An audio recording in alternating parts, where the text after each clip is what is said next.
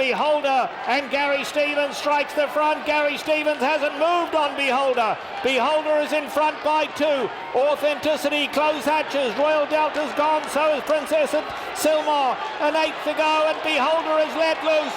And Beholder is now clear by 4 with a 16th to go. Beholder putting on a memorable performance under Gary Stevens. Beholder never gave them a chance in the distaff. Wins it easy.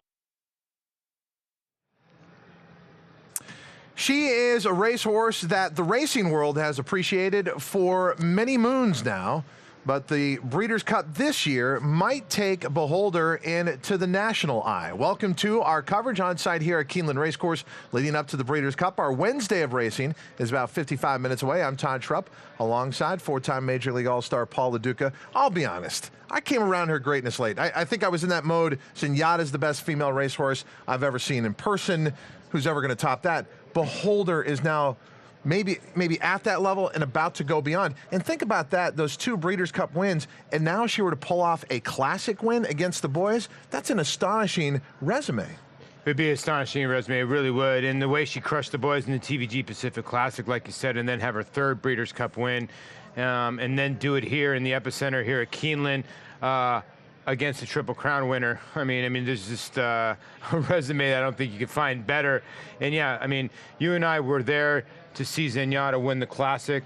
Besides seeing Beholder win the TVG Pacific Classic, that's one of the few times I've been speechless. So I think she's starting to get to that realm as Lady Secret, those type of horses. Rachel, you can go on and on. There's no denying what she does on the racetrack. If there was a concern coming to Keeneland, it was the travel for Beholder. She is here now. Caleb Keller has gone to the backside to see her. Caleb, how does she look? What's going on? Well, Todd, I'm sure as a lot of horse racing fans have seen and read over the last few days, Beholder did ship to Lexington early this week and spiked to fever. Now, this is not out of the unusual for Beholder. If you remember last year, obviously having the illness leading into the distaff, and even earlier this year leading into the Grade 1 Vanity in May at Santa Anita. She spiked to fever and had to scratch out of that race. Now, had a chance to see her this morning over there on Rice Road and talked with Richard Mandella. And Richard Mandella said in just one day, the temperature's gone back to a very normal 99 degrees. And, he said basically it's just a simple shipping fever, especially for a horse that's prone to get something like that. So in terms of her training schedule, Richard said that they are planning on going to the racetrack tomorrow. So from what I saw this morning and also talking with Richard Mandella, very positive signs. And I asked him, I said, how does this compare to the illness last year? And he said it's not even close. I mean, last year was a very serious illness. If I remember correctly, I mean, they got scratched basically over a week out of the distaff. So once it came up last year, it was basically out of the question to even run. This was a much more minor scenario with the fever. It's gone down just in a day's time, and tomorrow they'll hit the racetrack for the first time.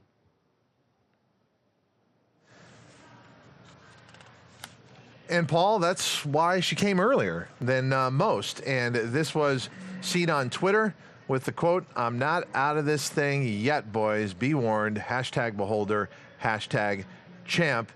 Look, you get to this time of year, you know this having played in professional baseball, when you get to the playoffs, when you get to a championship series, any little bit of news sometimes gets overblown. Yeah, it gets overblown a tiny bit. And she missed, listen, a couple days of training. She didn't train today. The fever's been down. The weather is beautiful. It's going to be in the mid-70s most of this week. So she's getting a tiny bit of a break after a little bit of a long flight. So I don't think it's going to be anything too serious.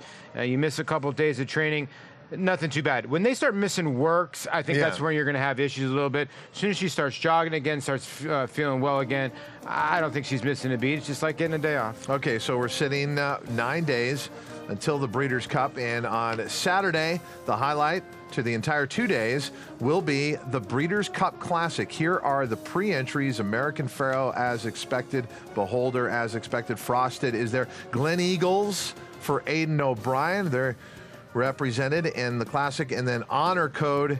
If there's going to be someone outside of the big 2, the names Honor Code and Tonalist keep coming up. And I love the fact that there is certainly some people that look at those horses in generations. California Chrome, had he been healthy, he obviously would have been in this race. and the timing would have been better. But I think it's great that 2 big horses out of his 3-year-old year are in there. So we're going to get to see how American Pharoah matches up against that 3-year-old crop last year, how he matches up against the top older horse this year, Beholder. I mean, the Classic has everything you want. No, it really does, because you sometimes you end up having so many superstars, it doesn't really pan out to be sort of like when they have those baseball teams or basketball teams when they have too many people on one team. Sometimes it's great to have 2 little superstars, and you're going to have the 2 superstars in Beholder and American Pharoah. And you got 2 other horses that are going to be in the background that are maybe a tad bit under superstar. But if those 2 other ones decide to go at it in Keen Ice and Tonalist, Keen Ice already conquered one of them. So it makes it a very interesting when you look at the rest of the horses in here. And Frosted, can he take that other step? And you talk about honor code. So there's the 4. That's the thing about it when you have a field with American Pharoah and Beholder just a step above everybody else, and then you have the other 4 horses being Frosted, Honor Code, Keen Ice, and Tonalist. Pretty good roster. The $5 million Breeders' Cup Classic, the highlight to 2 days of championship racing. Okay, you will see Beholder's name on this next graphic, which is the Breeders' Cup Distaff for $2 million. But again, Beholder pointing towards the Classic on Saturday, but a much larger field expected to assemble for the Longines Breeders' Cup Distaff. Yeah, this is going to be a wide open group now. Beholder would have been obviously a huge favorite in here, but now you have different horses in here. Got Lucky, who's gotten the better of Amma Chatterbox. Amma Chatterbox finally got her Grade 1 win at Parks. My Sweet Addiction, a very talented horse here in California, or out in California, excuse me, for Marty Jones. Salama, a horse that Charlie Lepresti, straight off the plane, if I'm not mistaken, Chilean or Argentinian bred, that he said, hey, we're going to the Distaff. That horse has 1 race and ran a nice little second.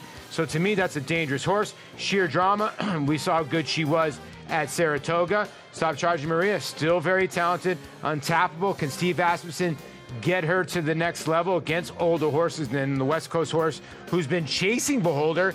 Never know, that could be a good thing, because we saw how well Yahilwa, who's on the bottom of this list, ran well. So with Beholder out of this division, wide open. Biggest race on Friday, biggest race on Saturday. The Breeders' Cup Distaff is part of the Friday card, and then the Breeders' Cup Classic highlighting the Saturday card, counting down to the Breeders' Cup here at Keeneland.